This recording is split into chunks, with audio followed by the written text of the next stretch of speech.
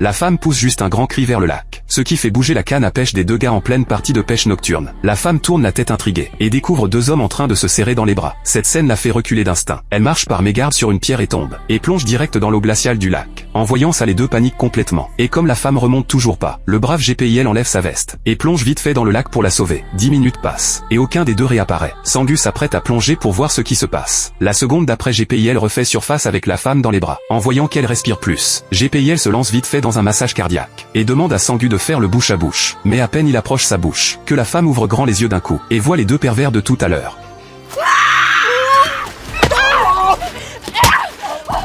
Et pile quand les deux hurlent de douleur, Mina se remet d'un coup à courir vers eux, mais elle perd l'équilibre et s'écroule évanouie au sol. Les deux sont bien obligés de ramener Mina pour la soigner, mais ils savent pas que cette scène est vue par les camarades de classe de Mina, qui croient que Mina s'est fait kidnapper par les deux, et tout le monde se met aussitôt à réfléchir à comment la sauver. Le lendemain matin, Mina finit par reprendre connaissance, et découvre qu'elle est ligotée dans un sac de couchage. Après s'être débattue, elle réussit enfin à se libérer, et avant même de bien voir ce qui l'entoure, elle entend des bruits de coups venant de dehors. Mina regarde bien, et en fait c'est GPIL qui répare la voiture, avec une dégaine de boucher possédée, et ce qui fait encore plus flipper, c'est Sangu qui porte un masque et tient un chalumeau, comme s'il préparait un aliment quelconque. Mina s'imagine tout de suite l'horreur qui l'attend, alors elle se prépare à filer tout doucement, mais dès qu'elle ouvre la porte, elle tombe sur GPIL, et c'est foutu pour elle sur le coup.